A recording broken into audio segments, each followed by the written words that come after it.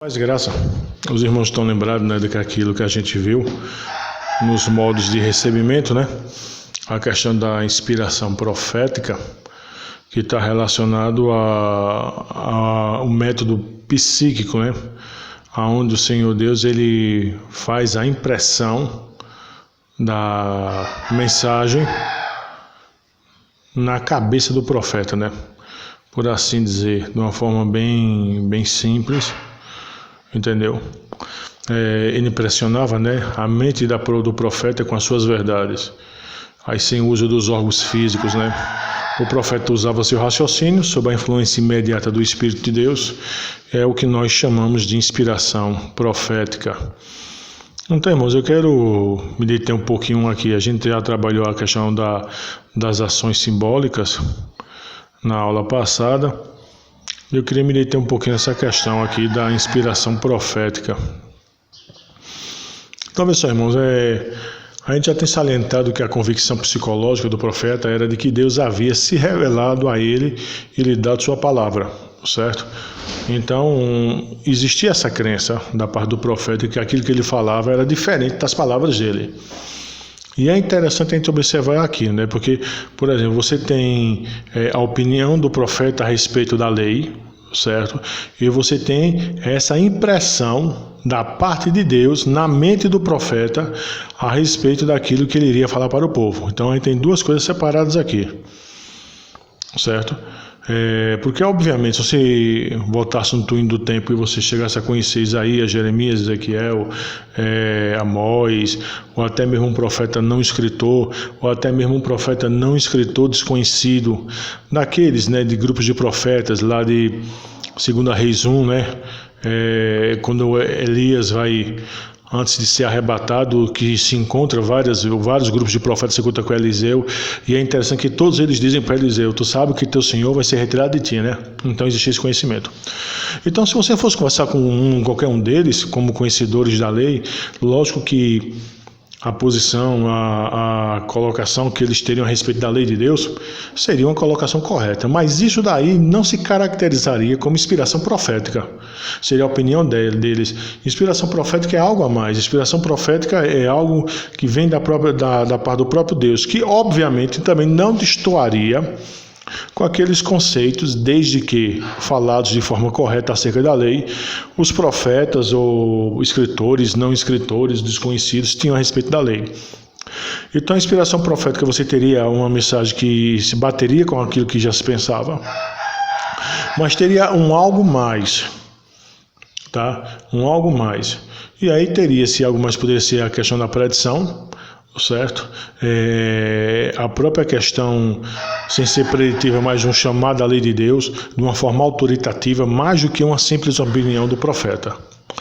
Então a gente já tem salientado que a convicção psicológica do profeta era de que Deus havia se revelado a ele e lhe dado sua palavra. Cria-se que era divinamente inspirado, tá? Surge então uma pergunta: qual é a natureza dessa inspiração? Então, na tentativa de explicar esse fenômeno da consciência profética, várias teorias têm sido formuladas, não é? Entretanto, o material vai trabalhar em uma, né, que é a teoria da extensão da personalidade. Ela é bem interessante, essa teoria, porque essa teoria ela acaba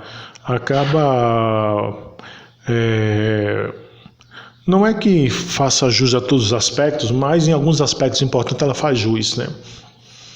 Entende?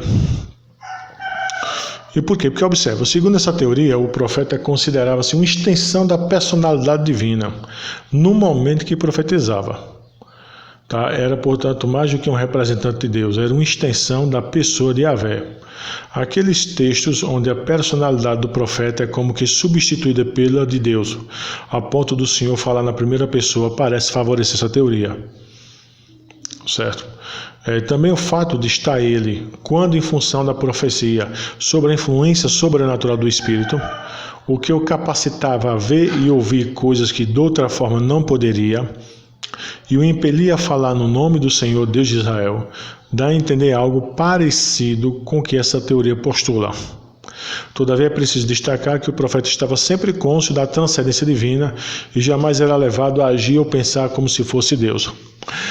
Isso é bem interessante porque esse pressuposto aqui da extensão da personalidade, por mais que não seja talvez postulado hoje em dia, mas por exemplo, quando se considera que um profeta, um pastor, quando abre as escrituras e ali ele é boca de Deus, né? Ele ali está falando em nome de Deus.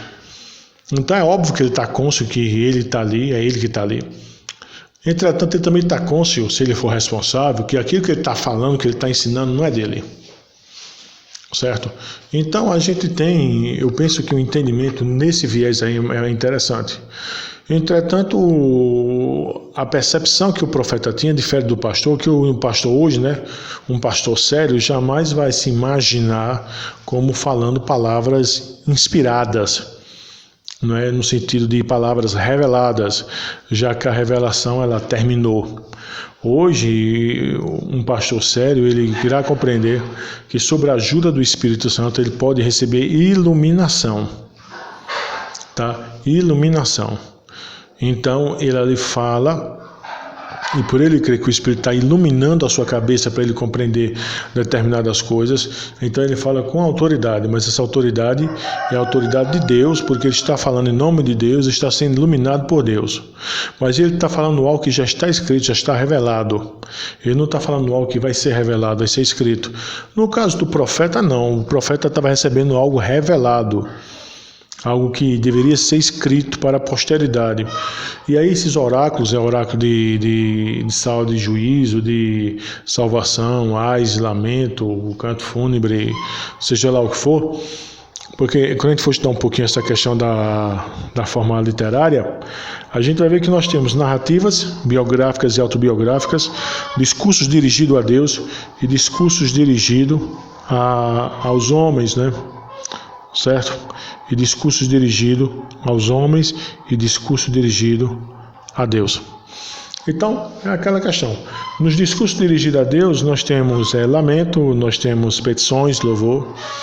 Nos discursos dirigidos a homens, né, a gente tem cântico de escárnio, ditos de sabedoria, contestação, oráculos. Né? Mas observa, todas essas formas literárias, elas eram recheadas por um conteúdo de percepção, entendeu?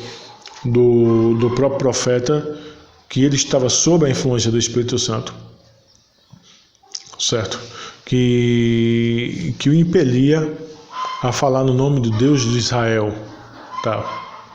Agora, voltando a dizer, o profeta sempre estava cônscio da transcendência divina e jamais ele era levado a agir ou pensar como se fosse Deus.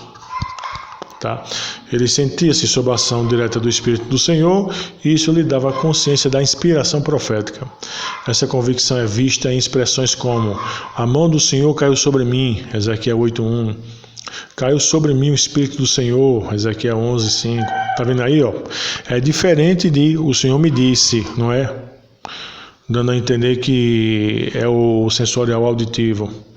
Não é, e também não é de visões de sonho. Ele não está tendo uma visão, ele não está recebendo em sonhos. E também a ideia aí não é que ele entrou em êxtase, em transe. Uma ideia que caiu sobre o Espírito do Senhor, a ideia de que veio e agora eu estou falando e eu sei que ele está falando através de mim. Outro termo, repousou sobre eles o Espírito e profetizava no arraial, lá em Números 11:26. O Espírito do Senhor fala por meu intermédio, 2 Samuel 23:2. Essa ação ou influência do Espírito servia ao propósito de abrir os olhos e os ouvidos do profeta para receber a mensagem. Certo? Sem ela, o profeta era um homem comum no seu conhecimento.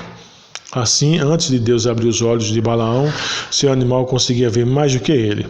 Números 22-24. Então, olha só, irmãos, isso é interessante, porque é como eu falei, né? A gente precisa distinguir isso, né? O profeta, enquanto vivencia a impressão da mensagem em sua mente, certo? Que vai caracterizar a inspiração profética, da opinião quanto mais, né, costumeira, rotineira do profeta a respeito das coisas de Deus, certo? Então a discussão da natureza da inspiração é um assunto complexo. Não obstante, não é? A gente pode afirmar que a consciência profética era o resultado direto da inspiração do Deus de Israel. Foi por meio dessa ação do Espírito que eles, cônscio dela, falaram, escreveram, agiram, algumas vezes sem entender bem a revelação. Daniel 7:15, 12:8. Outras vezes contra suas preferências, né? No caso de Jonas. E outras vezes ainda a custo de grandes sacrifícios, né? Osés e Jeremias nas ações simbólicas. Uma só, porém, foi a razão dessa consciência, a convicção de que estavam sob a inspiração divina, não é? E também é a obediência, né? É como vai dizer Pedro lá em 2 Pedro 21. Homens santos falaram da parte de Deus, movidos pelo Espírito Santo. Bom, irmãos, tendo dito isso, e aprofundando um pouquinho mais a coisa, não é? A gente pode ver da seguinte forma, né? De que, pelo fato de ter essa identificação, as palavras do profeta como a palavra do próprio Deus, certo? Por isso que você vai ter essa perspectiva do inspirado, né? Da revelação, da escrituração, e antes da escritura e a revelação, com a escrituração, ela só acontece por causa dessa inspiração profética, né? Então, desde o início, a Escritura enfatiza que o profeta em Israel haveria de ministrar uma palavra de revelação da parte de Deus e não meramente suas próprias observações pessoais. Então, a gente tem isso aqui já de forma bem definida, entendeu? Definida, ou seja, o profeta tinha as suas impressões, seus conceitos, suas definições. Entretanto, quando a Escritura vai dizer, né, frases como eu me faço conhecer, ou eu falo com ele, caracteriza a experiência do profeta. E o profeta tinha discernimento disso. Sua mensagem não era algo criado por ele mesmo. Ele não falava de suas compreensões pessoais. Em vez disso, era Deus quem se revelava a ele, e ele revelava a sua vontade quando falava com o profeta. Então, o Senhor, e lembremos que isso aí é um dos meios, não é? Lembrando sempre, o auditivo, sensorial, visões e sonhos, não é? O psíquico, que é da impressão, da fala do Senhor, da mensagem do Senhor na mente do profeta, e daí que vem a ideia de inspiração profética, o êxtase em transe, e também a gente trabalhou as ações simbólicas. Então, olha só, mas a mensagem, quando vinha qualquer meio desses aí, como também através da inspiração profética, certo? Não era algo criado por ele mesmo. Ele não falava de suas compreensões pessoais, tá? Então, veja só, irmãos. No relato da vinda do Espírito sobre os 70 anciãos, é afirmado que eles profetizaram, mas eles nada acrescentaram. Números 11:25. Alguns intérpretes sugerem que essa ressalva significa que os 70 anciãos nunca mais profetizaram. Eles o fizeram uma vez por ocasião da distribuição inicial do Espírito, mas nunca tornaram a fazê-lo, tá? Então, a análise mais convincente entende que a frase significa que os 70 anciãos não acrescentaram nada que fosse deles mesmos as suas declarações proféticas que tinham sido inspiradas pelo Espírito de Deus, certo? E a gente está vendo aquela questão lá de Números 11:25, tá certo? Então, qual é a ideia? Deus comunicou-se com eles e, através deles, ao colocar palavras na sua boca, eles não se atreveram a acrescentar nenhuma declaração que pudesse ser confundida com a própria palavra de Deus. Isso é interessante, sabe? Porque esse cuidado deveria haver hoje em dia. E muita gente que está pregando o Evangelho, certo? Deveria sim ter, tá, irmãos? Então, vê só, queridos. A gente, quando compreende essas questões, certo? A gente percebe algo, o seguinte: a maior confirmação do caráter revelacional da palavra profética pode ser vista na autoconsciência do profeta de que ele de fato havia recebido uma palavra da revelação da parte do Senhor. Isso está implícito no veredito da penalidade de morte para a falsa profecia, tá? Vamos dar uma lidinha lá em Deuteronômio 13:5. Deuteronômio 13:5,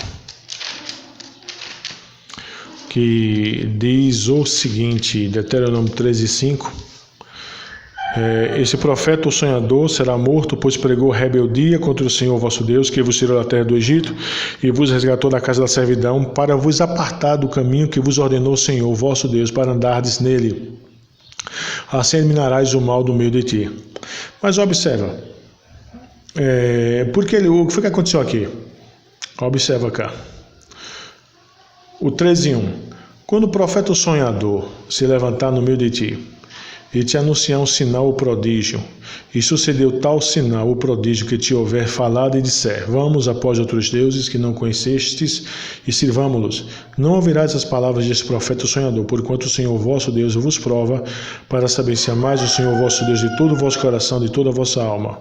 Andareis após o Senhor vosso Deus, e a ele temereis, guardareis os seus mandamentos, ouvireis a sua voz, e a ele servireis, e a ele vos achegareis.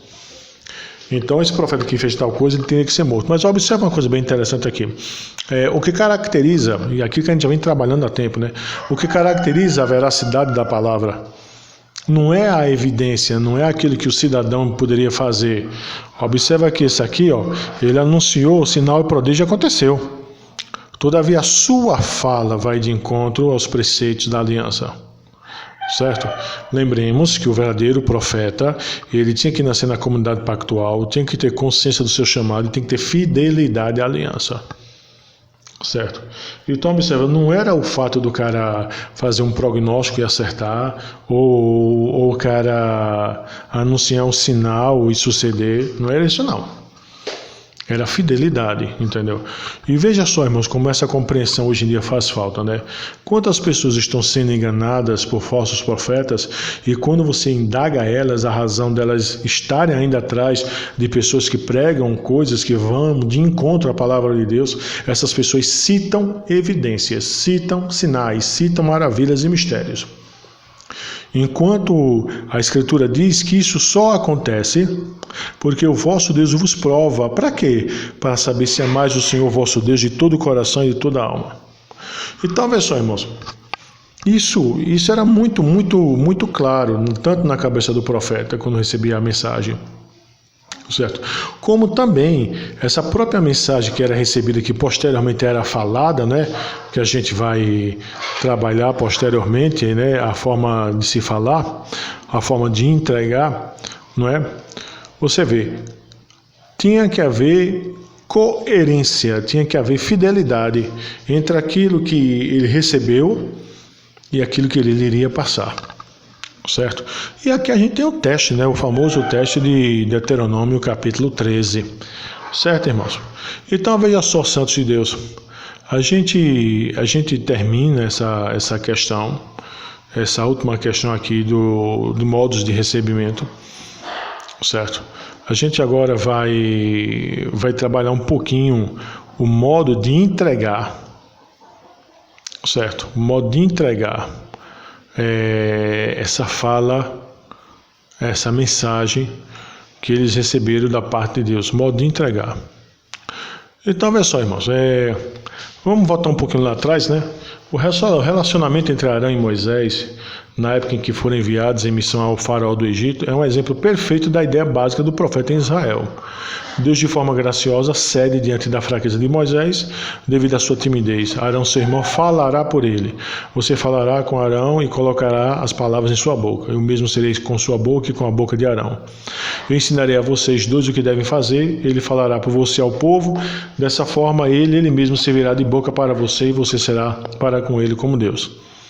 Êxodo 4, 15, 16. Como porta-voz profético de Moisés, Arão não devia inovar. Ele não devia tentar comunicar suas próprias ideias. Isso é interessantíssimo, irmãos. Isso é interessantíssimo, porque observa aqui a questão aqui do falso profeta, né? Como eu já falei em outras ocasiões, você tem níveis de mentira. Você tem aquele cara, falso profeta, que nada que ele fala é verdade. Mas você já tem o pior. E o pior é aquele cara que ele faz o sofisma, né? Que ele bota elementos da verdade com elementos da mentira. E o pior é que ele sabe que os elementos da mentira que ele está incluindo é mentira. Certo? Mas por causa de alguns motivos sórdidos aí, ele faz essa mescla. E o povo, como não tem condição e capacidade de avaliação, acaba engolindo. Porque, infelizmente, muitas pessoas, os leigos, né, acabam sendo levados pelas coisas corretas que ele falou. Então, aquele velho julgamento. Bom, se o cara falou certas coisas corretas, pressupõe que o resto que ele está falando é coisa correta. E não é isso, né, irmãos? E não é isso, né? Observa, o profeta, ele não deveria tentar comunicar suas próprias ideias. As palavras exatas que ele deveria falar a Faraó, no caso lá de Arão, seriam colocadas em sua boca. Só devem ser faladas as palavras diretamente dadas a ele pelo originador da palavra profética. As frases descritivas usadas por Deus reforçam a proximidade do relacionamento entre a palavra de Deus e a palavra profética. Consequentemente, a palavra do profeta é a própria palavra de Deus. Tá? E aí a gente volta, não é uma coisa bem interessante, aquela questão lá, entendeu, da extensão, da teoria da extensão da personalidade. Não que o cara fosse Deus, mas essa consciência de que o que ele está falando. Há uma ligação entre a palavra dele e a palavra profética. A revelação divina vai diretamente da boca de Deus para a boca do profeta. Consequentemente, a palavra do profeta é a própria palavra de Deus. Volto a dizer, aqui a gente tem o pressuposto da teoria da extensão da personalidade, tá bom? Então, vê só, ele não comunica sua revelação ao profeta de pensamento para pensamento, de mente para mente, não, mas boca a boca. Por essa ênfase, torna-se claro que a profecia diz respeito não apenas à recepção da palavra de Deus por parte do profeta, mas também à sua entrega ao povo. Certo? Então, irmãos, em certo sentido, o recebimento e a entrega da palavra profética não pode ser facilmente separado um do outro, certo? E a experiência profética toda é apresentada como um evento único. A função do profeta era jamais acrescentar alguma coisa à mensagem. Ele tinha de entregar exatamente aquilo que ele tinha recebido. Tá? E essa antiga descrição do modo de comunicação da palavra profética reforça a absoluta perfeição da fala do profeta em sua representação da palavra de Deus. Pelo fato do Senhor colocar sua palavra na boca do profeta, a integridade da revelação divina tem a garantia de ser preservada à medida que passa pelo instrumento, o profeta, em direção ao povo. Então, vê só, irmãos, a gente vai estar parando por aqui, mas eu quero que vocês ouçam o áudio, leiam. Eu estou trabalhando com material de profetismo e material de Robertson, Cristo dos Pactos, tá? O material lá de Robertson, estou na página 54, o de profetismo também avançado, e também dê uma lidinha lá em Voz. A gente vai estar aprofundando mais essas questões sobre agora o modo da entrega da profecia, tá bom? E trabalhando um pouquinho mais essa questão da extensão da personalidade, compreendendo que aí não era que o cara cria-se que era Deus, mas ele sabia que o que ele estava falando era a palavra de Deus, tá? Então a sua fala era a fala de Deus, é essa perspectiva, tá bom? Deus abençoe.